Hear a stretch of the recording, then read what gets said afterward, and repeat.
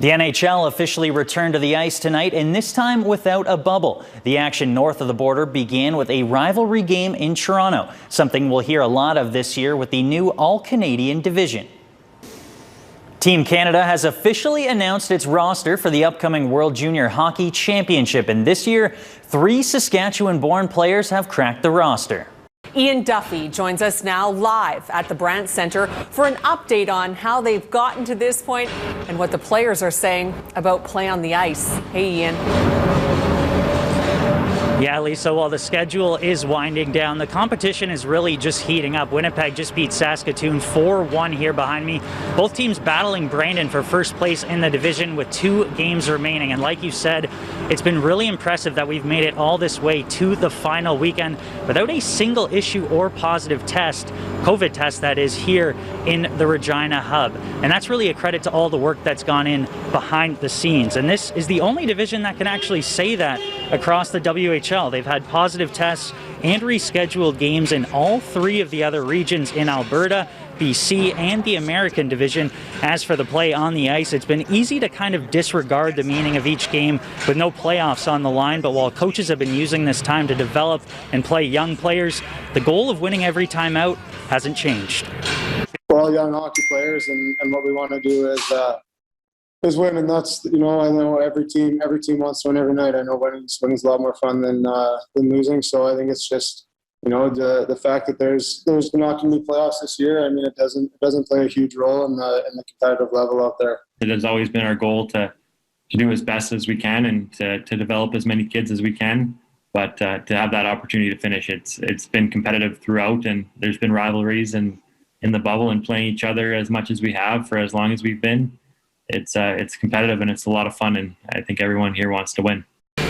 You just heard the guys talking about the level of competition. Even I've had to be reminded that there really is no off switch in a rivalry, with the exception of maybe a couple games where the guys look tired.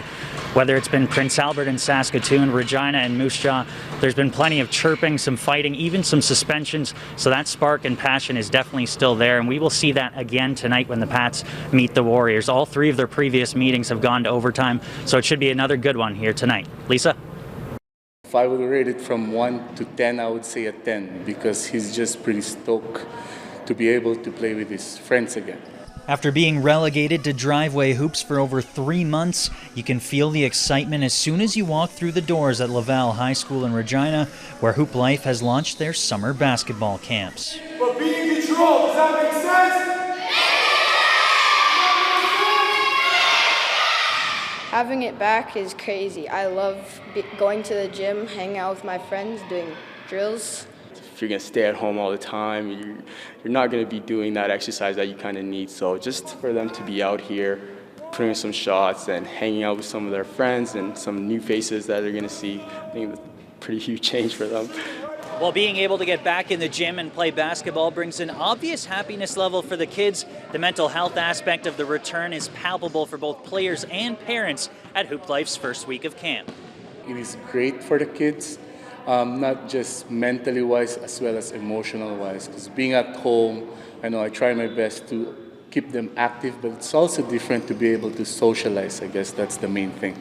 Camp looks a little different right now, with the gym divided into quadrants and athletes bringing their own ball, with some not even able to register for opening week because of the volume of interest. But Hoop Life, a company that already emphasizes the mental side of the game, has made it even more of a focus. Our main goal is to use basketball as a tool to teach confidence. If we believe if you're confident, you can do anything you want. So we, especially during COVID and everything, when we're doing our online training, we want to encourage the kids as much as we can, making sure they're having a good time, and they're just believing themselves that they don't get discouraged because of this whole COVID thing. Ian Duffy, Global Sports. Saskatoon roots. Now, this is the first neutral site outdoor game in Canada. Why is it important for you guys to have an event like this in a city that doesn't have an NHL franchise?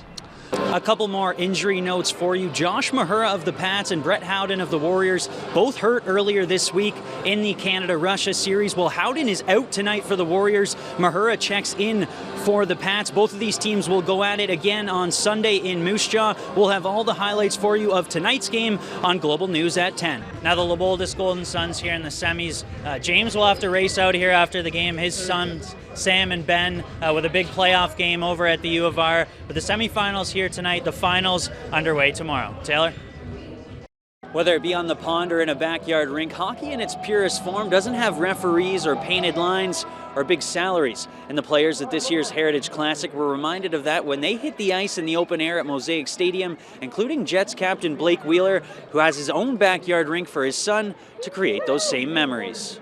To kind of share that with him and see him, just strap his skates on and go out there by himself and tool around for a half hour. I mean, that's pretty cool because, that those are my memories and how I fell in love with the game, and he's doing the same thing. So, for me, that's where I just sit in the window and watch him, and it kind of reminds you what it's all about, and so that's pretty cool.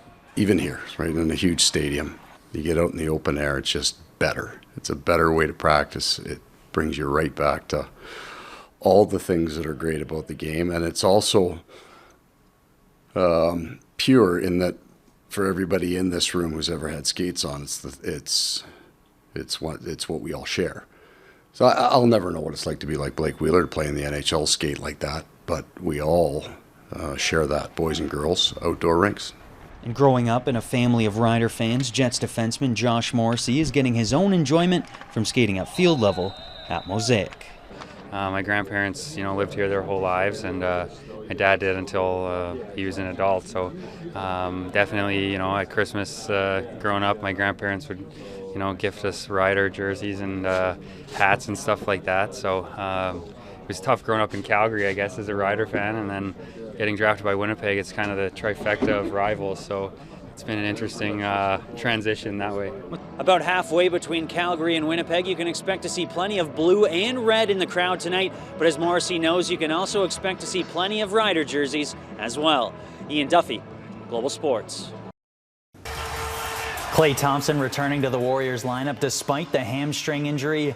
Bad news for Golden State. The Raptors still have that guy, Kawhi Leonard, and despite both teams struggling early on, those two did not. Thompson from deep, 28 on the night, but on the ensuing possession, the Claw with the answer, and he put the Raptors on his back in the opening 12. Down 13 with 45 seconds left to play in the quarter.